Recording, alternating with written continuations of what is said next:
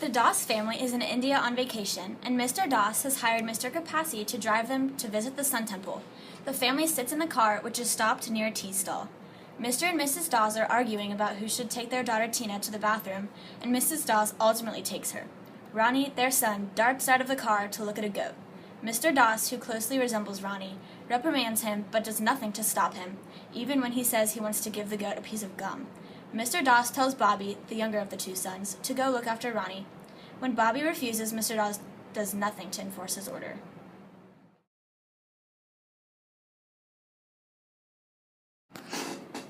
Mr. Doss tells Mr. Kapasi that both he and his wife were born and raised in the United States. He also tells them that their parents now live in India and the Doss family visits them every few years. Tina, the daughter, comes back to the car, and Mr. Doss asks her where her mother is, using Mrs. Doss' first name, Mina. Mr. Kapasi notices that Mr. Doss uses his wife's first name and thinks it is an unusual way to speak to a child. While Mrs. Doss buys some puff corn from a nearby vendor, Mr. Doss tells Mr. Kapasi that he is a middle school teacher in New Jersey. Mr. Kapasi then reveals that he has been a tour guide for 5 years. The group sets off. Tina plays with the locks in the back of the car, and Mrs. Doss does not stop her. Mrs. Doss sits in the car silently and eats her snack without offering any to anyone else. Along the road, they see monkeys, which Mr. Kapasi says are common in the area. Later, Mr. Doss has him stop the car so that he can take a picture of a starving peasant.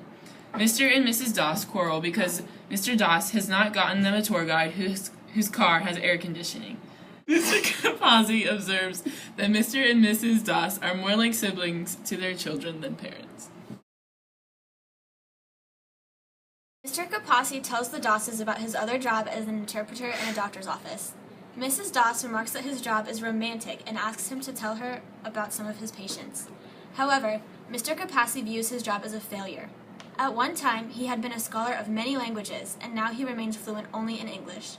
He took the interpreting job as a way to pay the medical bills when his eldest son contracted typhoid and died at the age of 7.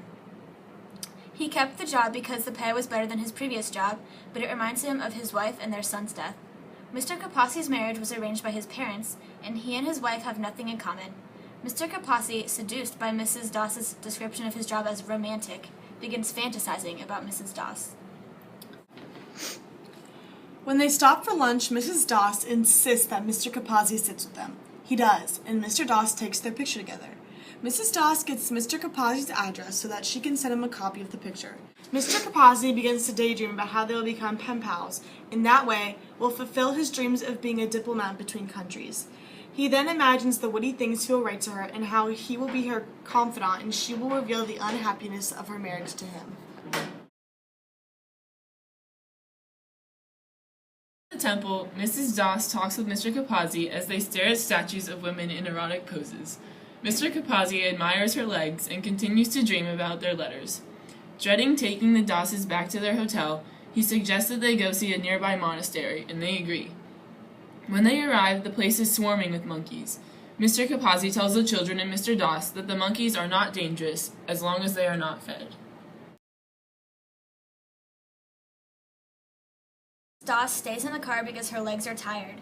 She sits in the front seat next to Mr. Kapasi and confesses to him that her younger son Bobby is a product of an affair she had 8 years ago.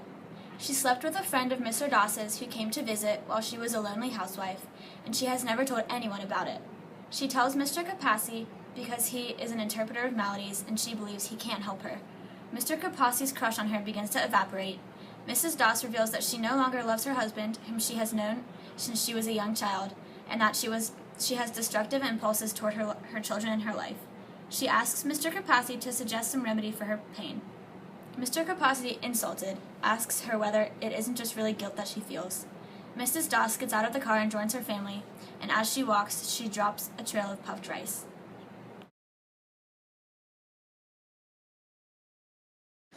At this time, the children and Mr. Doss have been playing with the monkeys, and when Mrs. Doss comes back to her family, Bobby is missing. They find him surrounded by the monkeys that had become crazed when they found Mrs. Doss puff rice and are hitting Bobby on the legs with the sticks he had given them. Mr. Doss, out of panic, takes a picture, and Mrs. Doss screams for Mr. Kapasi to do something. Mr. Kapasi chases off the monkeys and then carries Bobby back to his family. Mrs. Doss puts a Band-Aid on his knee and then reaches into her purse to get a hairbrush. She then reaches into her purse to get a hairbrush and brush his hair, and the paper with Mr. Capazzi's address then flutters away. And died at age 7. He kept the job because the pay was better than his previous teaching job, but it reminds him of his wife and their son's death. Mr. Capazzi's Statues of women in erotic poses. This would be yours. So. I know, but you can't do. Mr. Capazzi admires her legs. Mr. Capazzi admires her legs and continues to For a man to talk to. Wait, is Tina the daughter? Yeah. Tina's the daughter. I'm sorry. Just say daughter. Just say Tina, I guess. Does she need to I can take that part. Okay. The daughter Tina comes back to the car, holding her doll with.